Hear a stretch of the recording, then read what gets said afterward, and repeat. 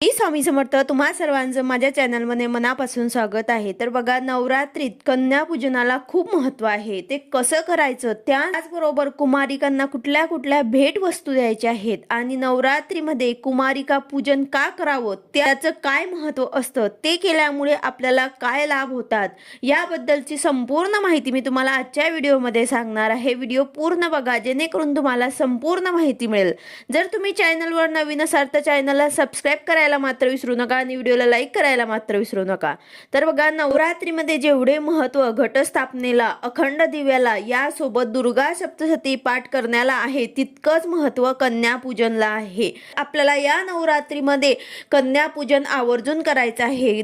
तर बघा, आता कन्यापूजनसाठी कुठल्या वयाच्या मुली असायला हव्यात, म्हणजे कन्या कुठल्या वयापर्यंत आपण पूजू शकता. तर बघा, सगळ्यात पहिली म्हणजेच नवरात्रीमध्ये 2 वर्षापासून तर 10 वर्षापर्यंत ज्या मुली असतात, त्या वयाच्या मुलींना आपण कुमारिका म्हणून त्यांचे पूजन करू शकतात. आणि 2 ते 10 वर्षाच्या जे मुली असतात ते आई स्वरूप असतात, म्हणजे साक्षात देवीचं रूप मानलं जातं आणि त्यांना कुमारिका असं म्हणतात. म्हणजे सांगायचं झालं म्हणजे ज्या मुलींना मासिक धर्म येत नाही तर त्यांना आपण कुमारिका म्हणून पूजत असतो. तर नवरात्रीमध्ये तुम्ही दुर्गा अष्टमीला म्हणजे 8व्या दिवशी 22 तारखेला येत्या रविवारी अष्टमी आहे त्या दिवशी किंवा नवमीला सुद्धा तुम्ही कन्यापूजन करू शकतात. अष्टमीला करतात किंवा नवमीला सुद्धा करतात. अष्टमीला करा, जर नाही जमले तर नवमीला सुद्धा तुम्ही करू शकतात. पण कन्यापूजन या नवरात्रीमध्ये करायचंच आहे. बघा, कन्यापूजनसाठी तुम्ही 1, 3 किंवा 5 किंवा 7 किंवा 9 तसेच 11 अशा संख्येमध्ये, विषम संख्येमध्ये तुम्ही कन्या पूजू शकतात. किती कुमारिका पूजल्यावर त्याचं महत्त्व काय आहे, किती कुमारिका पूजल्यावर काय लाभ मिळतात, तर बघा, कुमारिका पूजन हे अतिशय लाभदायी असते. म्हणजे साक्षात ज्या मुली असतात ते कुमारिका, त्यांना देवीचं रूप मानलं जातं. तर त्यामुळे आपण त्यांचं पूजन केल्यामुळे साक्षात देवी जी आहे तिला पूजण्याचं आपल्याला पुण्य मिळत असतं. आणि कन्यापूजनाने बघा, त्वरित फळ आपल्याला मिळतं. काहीतरी इच्छा आहे किंवा मग एक आवड म्हणून, एखादी चांगली गोष्ट म्हणून सुद्धा तुम्ही कुमारिका पूजन करू शकतात. आणि कुमारिका म्हणजे साक्षात देवीचं रूप असते. नवरात्रीमध्ये प्रत्येक दिवस जो आहे तो अतिशय शुभ मानला जातो. त्यातल्या त्यात अष्टमी तिथी जी आहे ती अगदी शुभ तिथी आहे. म्हणून तुम्हाला अष्टमीला कन्यापूजन करायचं आहे. अष्टमीला नाही जमलं तर नवमीला करा, पण कन्यापूजन या नवरात्रीमध्ये आवर्जून करा. बघा, सगळ्यात पहिले किती वर्षाची कन्या पूजल्यावर काय लाभ होते, तर बघा, 2 वर्षाच्या मुलींना कुमारिका म्हणतात. या मुलींची पूजा केल्याने गरिबी दूर होते. 3 वर्षाच्या मुलींना त्रिमूर्ती म्हणतात, म्हणजेच दुर्गा, लक्ष्मी आणि सरस्वतीचे रूप असतात. या मुलींची पूजा केल्याने धर्म, अर्थ आणि काम प्राप्ती होते, म्हणजे वंश पुढे वाढतो. 4 वर्षाच्या मुलींना कल्याणी म्हणतात. या मुलींची पूजा केल्याने सर्व प्रकारचे सुख मिळतात. 5 वर्षाच्या मुलींना रोहिणी म्हणतात. या मुलींची पूजा केल्याने सर्व रोगांचा नाश होतो.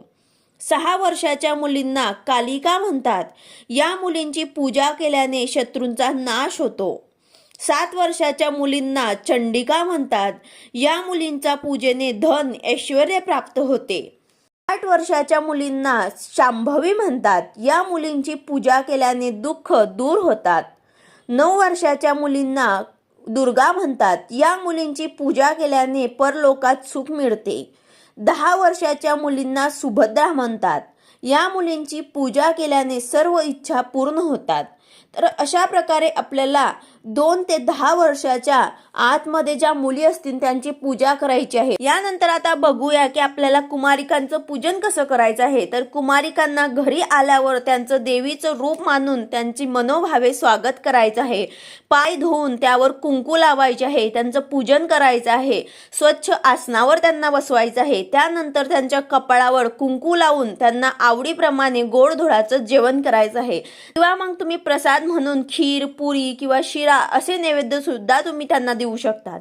यथाशक्ती कुमारिकांना जे आवडतं, म्हणजे तुम्हाला जे काही भेट वस्तू द्यायचे असतील, आता मुलींना काय आवडतं ते आपल्याला त्यांना द्यायचं आहे. रुमाल, मेहंदीचा कोन, हे सर्व आपल्याला त्यांना भेट द्यायचं आहे.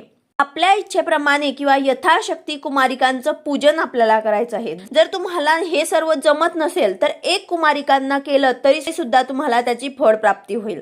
तिला यथाशक्ती भेट दिलं तरी सुद्धा चालेल, पण तुम्हाला एका कन्येला एक वस्तू तुम्हाला आवर्जून भेट द्यायची आहे।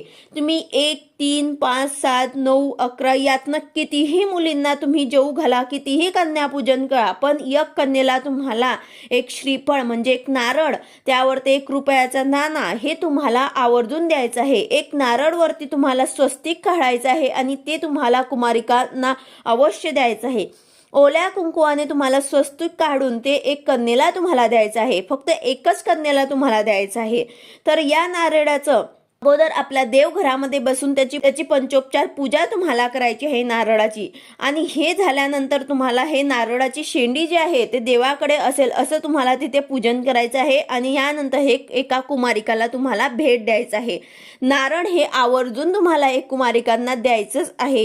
याचबरोबर आता बघा, किती कन्या पूजल्याचे काय फळ मिळते, तर एक कुमारिकेचे पूजन केल्याने ऐश्वर्य प्राप्ती होते, तसेच 2 कुमारिकेचे पूजन केल्याने मोक्ष प्राप्ती होते, 3 कुमारिकांचं पूजन केल्यामुळे अर्थ, धर्म आणि काम प्राप्ती होते, आणि 4 कुमारिकांना पूजल्याने राज्यपद प्राप्ती होते, 5 कुमारिकांना पूजल्याने विद्या प्राप्ती होते, 6 कुमारिकांना पूजल्याने सर्व कर्म, आपले जे कर्म आहे त्यांना सिद्धीसाठी आपल्याला 6 कुमारिकांना पूजायचं आहे, 7 कुमारिकांना पूजल्याने राज्य प्राप्ती होते, 8 कुमारिकांना पूजल्याने संपत्ती प्राप्ती होते, 9 कुमारिकांना पूजल्याने पृथ्वीचे राज्य मिळते, आणि तसेच तुम्हाला कन्या पूजन करतानाच एक मुलाला सुद्धा, मुंज झालेल्या मुलाला सुद्धा पूजायचं आहे। त्याला भैरव म्हणून एका मुलाला, तुम्हाला 9 कन्यासोबत एक भैरवला सुद्धा पूजायचं आहे आणि त्याला सुद्धा तुम्हाला भेट वस्तू द्यायची आहे। तर अशा प्रकारे तुम्हाला कन्या पूजन करायचं आहे आणि आवर्जून त्यांना भेट वस्तू द्यायची आहे।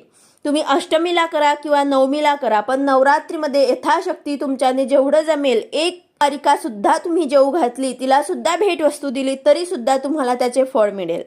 व्हिडिओ आवडला असेल तर लाईक करा, शेअर करा, सबस्क्राईब करा। भेटूया अशाच नवीन व्हिडिओ सोबत। श्री स्वामी समर्थ।